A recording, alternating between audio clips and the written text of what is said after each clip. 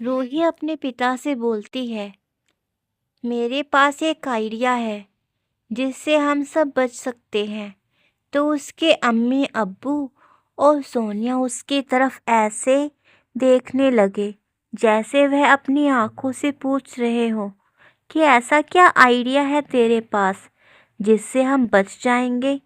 रूही ने उनके ऐसे देखने का मतलब समझते हुए कहा, हम आज यहाँ से भाग जाते हैं। रूही की बात सुनकर सबकी आंखें हैरानी से बड़ी बड़ी हो गई। सिराज ने हैरानी से कहा, रूही, तुम क्या बोल रही हो? सिराज के बोलने के तुरंत बाद शबनम ने भी बोला, रूही, ये क्या बोल रही हो तुम? हम ऐसे कैसे कर सकते हैं? अपनी अम्मी के ऐसा बोलने पर रूही ने जवाब में कहा, हाँ, मैं ठीक बोल रही हूँ अम्मी अब्बू। यहाँ से भागने के अलावा हमारे पास और कोई दूसरा चारा भी नहीं है। और अगर हम आज रात को यहाँ से भागेंगे तो किसी को पता भी नहीं चलेगा, क्योंकि रात के अंधेरे में हम आसानी से लोगों की नज़रों से बचकर भाग जाएंगे। रूही का आइडिया सिराज और शबनम को ठीक लग रहा था कि अब यहाँ से भागने के अलावा और कोई दूसरा चारा नहीं बचा है। पर सिराज का ज़मीर उसको इस तरह से चोरों की तरह भागकर मुँह छुपाने की इजाज़त नहीं दे रहा था। तो इस बात से उसने परेशान होकर रूही से बोला, रूही, मैं तुम्हारी बात समझ रहा हूँ बेटा, पर क्या इस तरह से चोरों की तरह मुंह छुपाकर भागना क्या ठीक होगा? मुझे ये ठीक नहीं लग रहा है। सिराज की बात में शबनम ने भी हाँ में हाँ मिलाते हुए कहा, रूही बेटा, तेरे अब्बू ठीक बोल रहे हैं। रूही ने अपनी अम्मी अब्बू को समझाने वाले लहजे में कहा, अगर हम यहाँ रहे तो अम्मी, हम अब्बू को खो देंगे। आज आपने देखा ना, हम फिर आपको भी खो देंगे। इस वजह से हम अनाथ हो जाएंगे। फिर यह भी तो ठीक नहीं होगा ना। बोलिए, आपकी क्या हम अनाथ हो जाएंगे तो आपको अच्छा लगेगा? रूही की बात में हाँ मिलाते हुए सोनिया भी बोल पड़ी, जो अब तक सब कुछ खामोशी से सुन रही थी। जी अम्मी अब्बू, रूही आप भी बिल्कुल ठीक बोल रही हैं। हम दोनों आपको नहीं खोना चाहते। क्योंकि रूही की बातों से सोनिया भी सहमत थी, क्योंकि ये समझ गई थी कि अगर यहाँ पर रहे तो अब्बा खुद को फांसी लगा लेंगे, जिस वजह से अम्मी भी बीमार रहने लगेंगी और एक दिन वह भी उन दोनों को छोड़कर चली जाएंगी, जिस वजह से वह दोनों अनाथ हो जाएंगे। अपनी बेटियों को खुद को अनाथ बोलने पर सिराज और शबनम भी उनकी बातों को सही समझ रहे थे और उनके दिल में भी दर्द सा हो रहा था, जिस वजह से सिराज ने बोला, बेटा, रूही बात तो ठीक है कि हम यहाँ से आसानी से भाग जाएंगे। हम किसी के पैसे ऐसे लेकर कैसे भाग सकते हैं? यह ठीक नहीं है ना बेटा। रूही अपने पिता की बात को अच्छे से समझ रही थी कि उसके पिता का ज़मीर इस तरीके से भागने की इजाज़त नहीं दे रहा है, किसी के पैसे लेकर। तो उसने अपने पिता को समझाते हुए बोला, अब हम किसी के पैसे लेकर नहीं भागेंगे।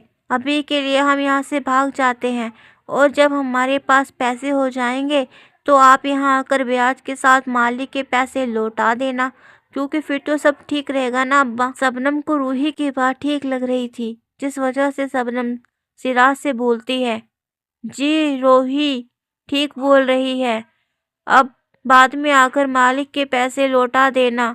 फिर आपका भाई भी तो यहाँ पर ही रहता है, आप यहाँ पर आ ही सकते हो।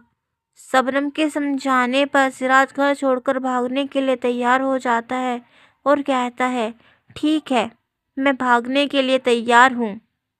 रात के 8 बज रहे तक रूही और घर के सब लोग मिलकर ज़रूरी सामान पैक कर लेते हैं, जैसे कपड़े, पैसे आदि। और अब रूही और घर के सब लोग मिलकर रात 1 बजे का इंतज़ार करने लगते हैं। आज की रात किसी के लिए भी आसान नहीं थी। आज की रात किसी की भी ठीक से नहीं बीती। एक एक पल मानो हज़ारों पलों के समान लग रहा था, जैसे घड़ी बहुत धीरे धीरे चल रही थी। सबके दिलों में अजीब सी बेचैनी और घबराहट हो रही थी। और अब रात के 12:30 बजने को आए थे, पर आज किसी की भी आंखों में जैसे नींद का एक कतरा भी नहीं था।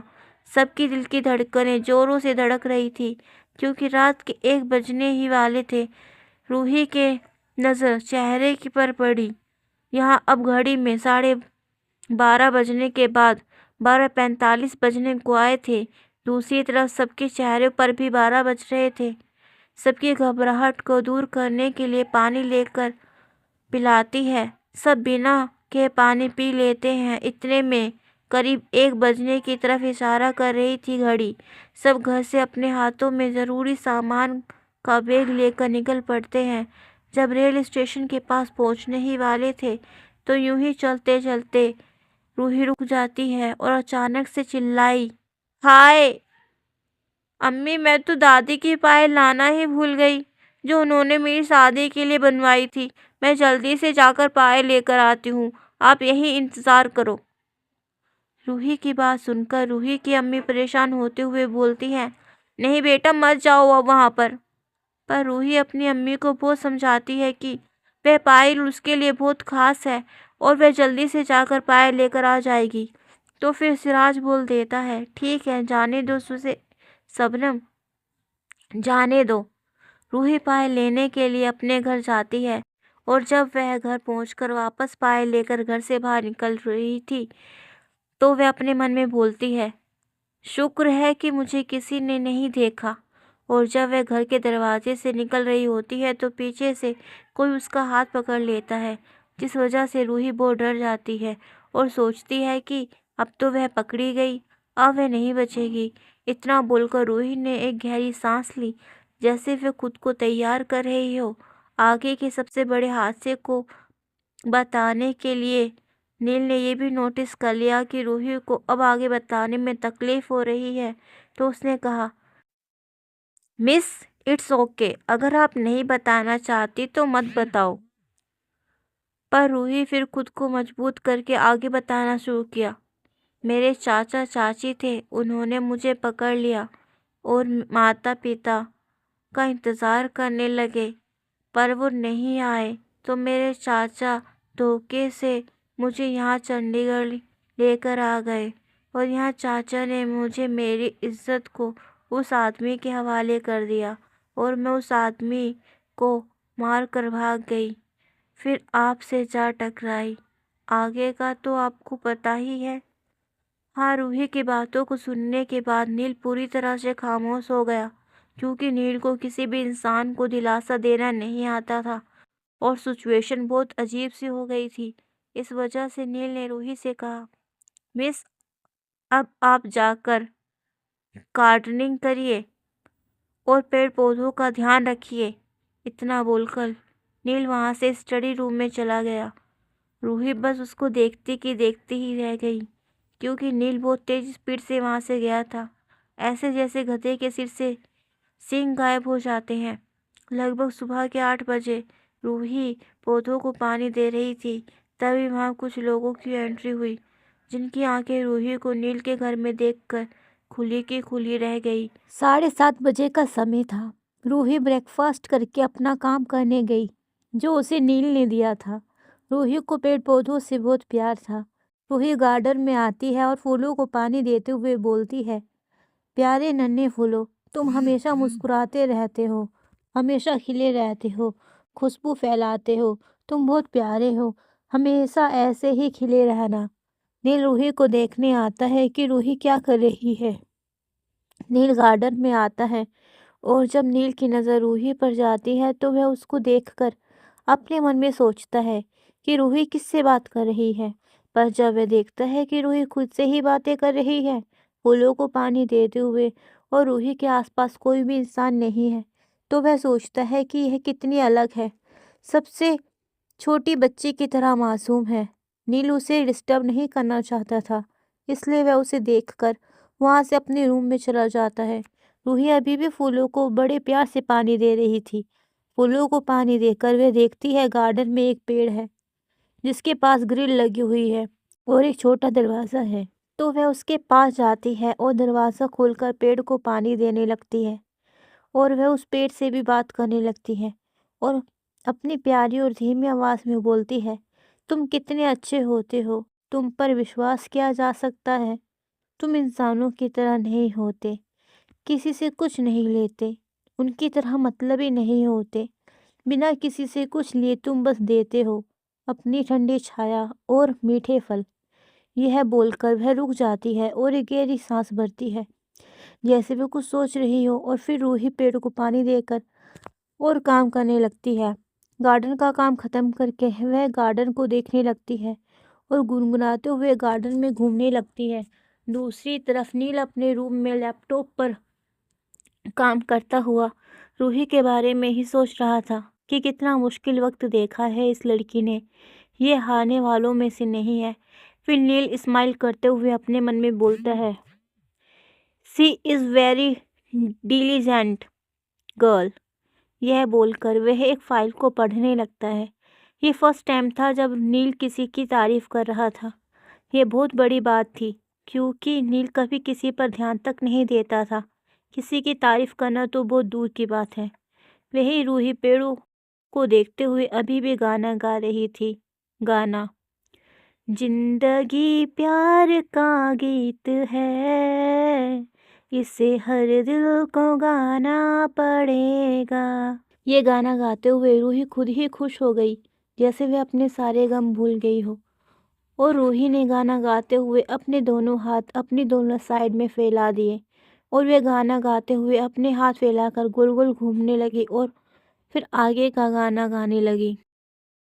तभी वहाँ पर तीनों लोगों की एंट्री हुई। वे तीनों एक दूसरे से बातें करते हुए नील के घर के अंदर आ रहे थे, जिस वजह से उनके कानों में एक मीठी सी गाने की आवाज़ गई, जिस वजह से उन तीनों की निगाह उस आवाज़ का पीछा करते हुए रूही तक पहुंच गई, जिस वजह से उन तीनों की निगाह रूही पर ही जम गई और उन तीनों की आंखें रूही को नील के घर में देखकर खुली की खुली रह गई, क्योंकि नील के घर में उन्होंने पहली बार किसी लड़की को देखा था। क्योंकि नील अपने घर में किसी लड़की को काम पर नहीं रखता था, ऐसे में नील के घर पर लड़की का होना, इस वजह से उन तीनों का रूही को देखकर इस तरह से हैरान होना तो लाजमी था। इसी ही बीच रूही ने आगे गाना गाया। यहाँ पर रूही का गाना खत्म हुआ और रूही, जो अपनी मस्ती में सब कुछ भूल कर गाना गा रही थी, जब उसने अपनी आंखें खोली तो अपने सामने 3 हैंडसम लड़कों को देखा, जो बहुत ही हैरानी से अपनी बड़ी बड़ी आंखों से उसे ही देख रहे थे और उसके पास ही आ गए थे। उसको देखते हुए वह रूही को ऐसे देख रहे थे जैसे रूही कोई दूसरे प्लेनेट से आई हुई एलियन हो। अब रूही को उनका खुद को इस तरह से देखना या यूं बोलना घूरना अजीब लग रहा था, क्योंकि किसी को भी इस तरह से देखे तो अजीब तो लगेगा ही। रूही से अब रहा नहीं गया और उसने उन तीनों के सामने अपना एक हाथ उठाकर अपना हाथ हिलाते हुए कहा, हेलो। रूही के इस तरह से हाथ हिलाने की वजह से उन तीनों का ध्यान टूट गया और वे तीनों अपने होश में वापस आए और उन तीनों में से एक लड़के ने एक्साइटेड होते हुए रूही को देखकर कहा, क्या आप नील की गर्लफ्रेंड हो? तभी उन तीनों में से दूसरे लड़के ने कहा, कबीर, अब इसमें भाभी से पूछने की क्या ज़रूरत है? तभी उनमें से तीसरे लड़के ने पूछा, वो कैसे? प्रेम? प्रेम ने हंसते हुए तीसरे लड़के अभय से कहा, वो ऐसे मेरे भाई, क्योंकि भाभी को ध्यान से देख, फिर तुझे खुद ही पता चल जाएगा कि ये हमारी भाभी है कि नहीं। जब कबीर और हबे ने रूही को ध्यान से देखा तो उनको भी यही लगा कि रूही उनकी भाभी है, क्योंकि रूही ने नील का कुर्ता पहना हुआ था। तभी उन दोनों ने भी बोला, हाँ यार, ये तो हमारी भाभी ही है। और यह जानकर कि रूही उनकी भाभी है, वह तीनों बहुत ज़्यादा एक्साइटेड हो गए। एक्साइटमेंट में उनकी आंखें साफ नज़र आ रही थी, पर उन तीनों की एक्साइटमेंट को ख़त्म करते हुए रूही ने धीरे से बोला, मैं उनकी गर्लफ्रेंड नहीं हूँ। क्या उनका नाम नील है? वो क्या है ना, मुझे उनका नाम नहीं पता। क्या सच में उनका नाम नील है? रूही की इतनी प्यारी आवाज़ सुनकर और इतनी प्यारी प्यारी बातें सुनकर वह तीनों रूही को प्यार से देखने लगे। रूही उनको कोई छोटी सी प्यारी सी बच्ची लग रही थी, जो उनसे झूठ बोल रही हो, जिसका झूठ उन तीनों ने झट से पकड़ लिया हो, क्योंकि ऐसा कैसे हो सकता है कि नील के घर में एक लड़की हो, उस लड़की ने नील के ही कपड़े पहने हो और सबसे बड़ी बात, उस लड़की को नील का नाम ही ना पता हो। ऐसा होना तो इम्पॉसिबल है, क्योंकि नील ओबरॉय का कोई लड़की नाम ना जाने। ऐसा हो कैसे सकता है? क्योंकि नील की पर्सनालिटी को देखकर ही लड़कियां यह जानने के लिए बेकरार हो जाती हैं कि नील कौन है और उसका क्या नाम है। और यह लड़की क्या कह रही है कि इस लड़की को नील का नाम ही नहीं पता। इस बात पर वह तीनों कभी यकीन ही नहीं कर सकते हैं। कबीर ने प्रेम से धीरे से पूछा, भाई प्रेम, आज डेट क्या है? प्रेम ने कबीर को कंफ्यूजन में देखते हुए कहा, क्यों भाई, अब तुझे डेट क्यों जाननी है? एक तो पहले ही भाभी की बातें मेरी कुछ समझ में नहीं आ रही हैं, ऊपर से तुझे भी डेट जानने की पड़ी हुई है। कबीर ने मुंह बनाते हुए कहा, तू पहले डेट तो बता जरा, आज क्या है? उन दोनों के बीच में अभय बोल पड़ा और उसने कहा, अब तुम दोनों क्या बातें कर रहे हो? आज की डेट ही तो जाननी है ना तुझे कबीर। चल मैं बता देता हूँ तुझे, आज की डेट 1 अप्रैल है। 1 अप्रैल सुनते ही तीनों के दिमाग में एक बात आ गई। 1 अप्रैल मतलब अप्रैल फुल डे है आज। और फिर कबीर ने उन दोनों की तरफ देखते हुए कहा, समझे कुछ? प्रेम और अभय ने भी इस बारे में हाँ में अपना सिर हिला दिया और उनके चेहरे पर भी एक मुस्कुराहट आ गई। इसलिए सब लड़कों को लगा कि रूही उन तीनों से मजाक कर रही है। नील ने रूही भाभी को पहले ही उन तीनों के बारे में सब कुछ बता दिया होगा, इसलिए रूही भाभी फर्स्ट मीटिंग को इंटरेस्टिंग बनाना चाहती होंगी और इसलिए उनसे मजाक कर रही हैं। नहीं नहीं, मजाक में अप्रैल फुल बना रही हैं। इसलिए सबसे पहले प्रेम ने मुस्कुराते हुए रूही को देखकर जवाब दिया, हाँ, उनका नाम नील है। तुम उसके घर में हो, तुम्हें उसका नाम भी नहीं पता? ऐसा कैसे हो सकता है? प्रेम का साथ देते हुए कबीर और अभय ने भी प्रेम की बात में हाँ मिलाते हुए कहा, हाँ यार, ऐसा कैसे हो सकता है? क्या आप नील का नाम भी नहीं जानती हो? पर रूही ने बहुत ही मासूमियत से उनकी बातों का जवाब दिया, हाँ, मुझे उनका नाम नहीं पता है, क्योंकि मैं उनसे कल रात ही मिली थी।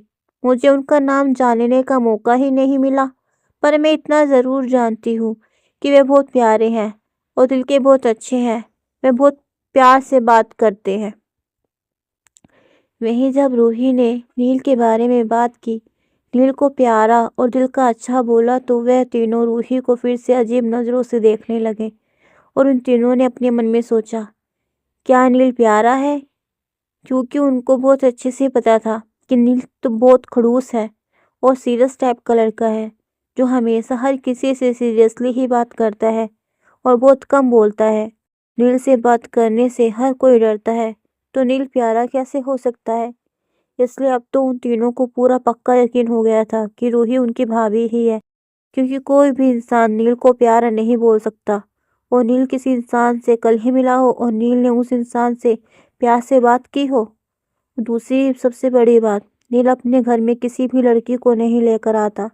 ऐसे में नील के घर में लड़की का होना, यह तो इम्पॉसिबल है। इसलिए वह तीनों रूही को अप्रैल फूल बनाने के बारे में मन ही मन सोचने लगते हैं और इशारों से एक दूसरे को अपनी प्लानिंग के बारे में बताने लगते हैं।